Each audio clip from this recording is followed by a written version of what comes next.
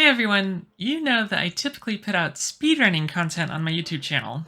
However, I'm trying to add in some more casual game content, so if you're into it, let me know with a comment and a like. I'm just trying to experiment a bit and see if I can supplement my speedrunning vids with some fun game review videos. Okay, so stop me if you've heard this one before. I've got a Steam backlog that's going to be impossible for me to complete anytime soon. At this point, I think my library is over 250 games. I believe the technical term for that is butt-ton. So in a desperate attempt to reduce my backlog, I'm starting a new YouTube series called Steam Sampler. I'll be playing 3 games per video for 1 hour each. If I like them, I might keep going.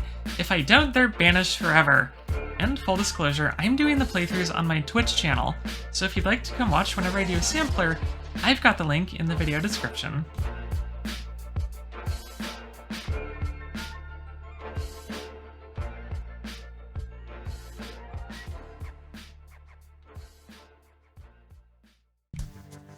First up is 80 Days. This is a 2014 adventure/visual novel game which mirrors the plot of the classic adventure novel Around the World in 80 Days. It follows the adventurous English gentleman Phileas Fogg and his indefatigable French butler Passepartout as they seek to win a wager which requires them to circumvent the globe in, you guessed it, 80 days. However, the game puts a fun twist on the book by placing its events into a steampunk version of the 19th century where airships, steam weapons, and automatons are common. Diving into this alternate timeline is one of the biggest joys of playing this game, but there are lots of others too. The game starts you in London, and from there you have to find a way around the world. There are a ton of routes you can take. You can go north through Scandinavia and Russia, or you can go south through France, Italy, and on to Greece. Or you can just head all the way down through Africa. And all of these routes interlink too, giving this game a lot of replayability. Each city you visit on your travels is rendered simply with iconic historic buildings, and some that never existed, in shadow against terrain representative of the city's geography. There are several things to do in each city. You can shop, explore, withdraw funds from the bank, rest, or plan. Shopping allows you to buy items you'll need for the journey or sell things to get more money. There are a lot of useful items you can purchase, such as a cold weather set of clothes for journeying in northern latitudes, or air goggles if you're planning on journeying by airship. There are also items that are more valuable in certain cities. This is another way that the game incentivizes strategic thinking by the player. If you're low on funds, you might want to purchase a bottle of wine that's more valuable in Manila. However, the Manila route might take longer than traveling via Australia. The core gameplay loop is a tension between speed and finance. And you're gonna need a lot of money, because traveling is expensive, with the fastest options often costing thousands of pounds. The game does start you off with 5,000 pounds, but between travel expenses and buying items to help make your journey easier, it's easy to burn through your funds unless you're careful. Oh, wait, sorry. I was talking about what you can do in cities. ADHD moment. Anyway, exploring a city triggers a text block telling you about Passepartout's adventures there. There are branching paths that allow you to direct where he goes and who he meets. If you find someone interesting to talk to, you can have a conversation with them that might give you clues for making your journey faster or more comfortable. Exploring also reveals the routes you can take from the city you're in to another destination. Withdrawing funds from the bank replenishes your funds, but the more you withdraw, the longer you have to wait in town. There's that core gameplay tension again, right? You can also rest, which restores Fogg's health, and plan, which takes you to a map of the globe where you can see all routes you can take. Let's talk about the writing in this game. My god, is it snappy! Each description of a city feels unique and alive. Each character you meet feels like a real person, even if they only have a few lines of dialogue. My personal favorite is a kleptomaniac French girl you meet on the Orient Express. And the interactions between Fogg and Passepartout are enjoyable as well. By the end of the game, you really feel like you know these two. Passepartout? Yes, sir. I am from a very ancient family, sir. You've helped them get around the world in 80 days. Or less. I made it in 51 days despite never having played the game before. The difficulty level is not high, but this gives you the freedom to explore the game the way you want to without feeling too pressured by the clock. Do you have a watch? Oh, yes, sir. probably wrong.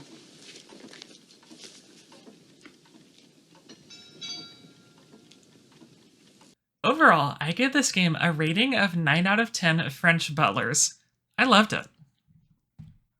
Next, we've got 911 Operator. This game is weird.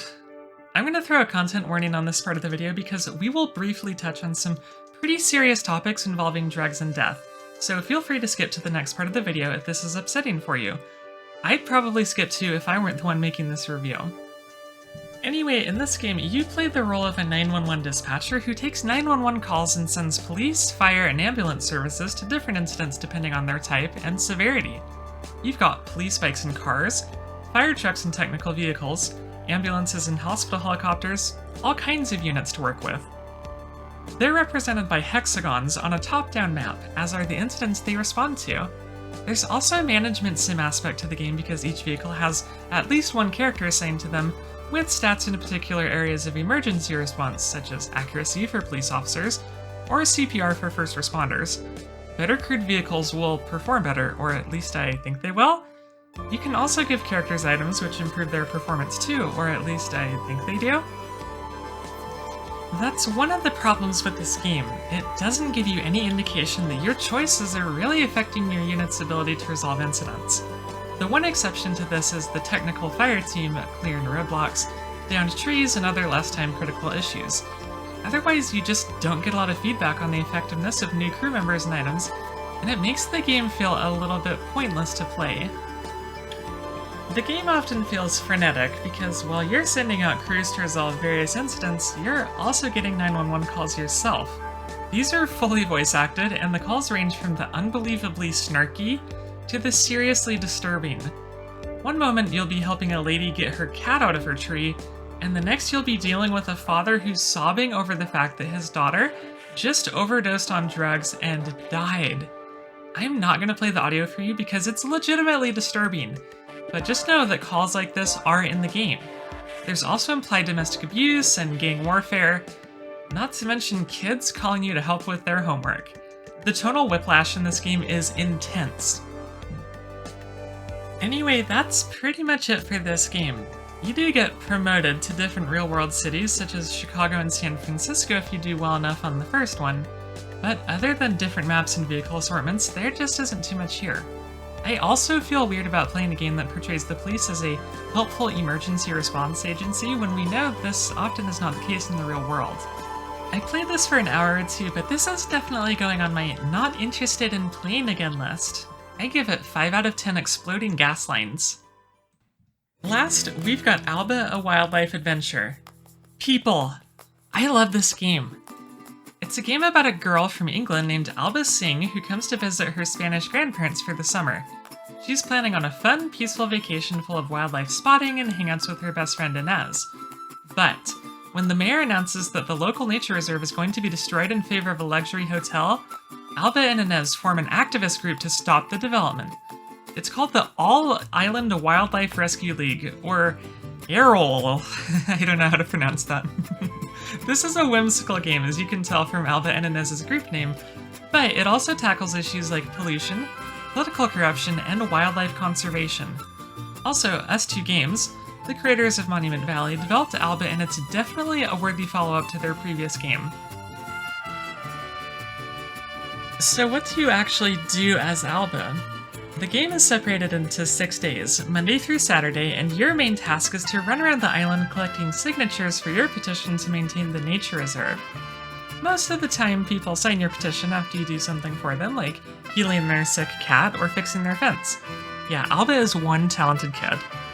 There are also optional to-do items, like taking photos of wildlife with your smartphone. And boy, there is so much wildlife to photograph in this game.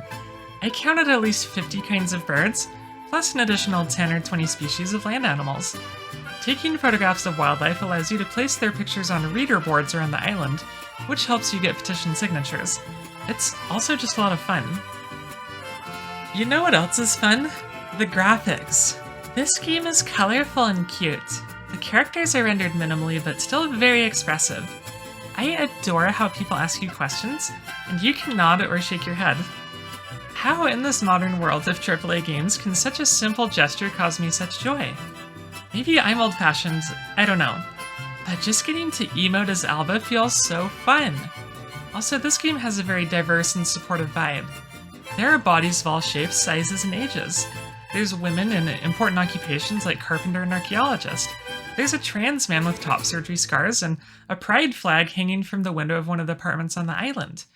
Most importantly for this game, the narrative really centers around Alba and her relationship with her grandparents, which isn't very common in games. Let's talk about the soundtrack.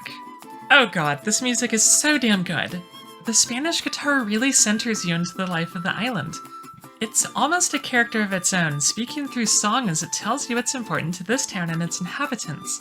It creates emotion without being cloying. If you love guitar at all, this OST is a must-listen. Alba's the whole package, people, and at only 4 hours in length, it's the perfect playthrough for a gamer who wants to have a fun, chill experience over a weekend. I give it 9.5 Lynxes out of 10. This is the best game I've played this year, although by the time this video comes out, I'll have played Tears of the Kingdom, and I imagine that will push Alba out of the top spot. I am loving the Steam Sampler idea, and there will be more of these streams on my Twitch channel. Next time we'll be reviewing 3 Star Trek games that I played on Steam and Good Old Games, so keep your eyes peeled for that. If you're interested in seeing more videos like this, please comment and let me know. I'd love to hear whether my video inspired you to play any of these games. And don't forget to like and subscribe so we can grow our community. Till we meet again, gamers!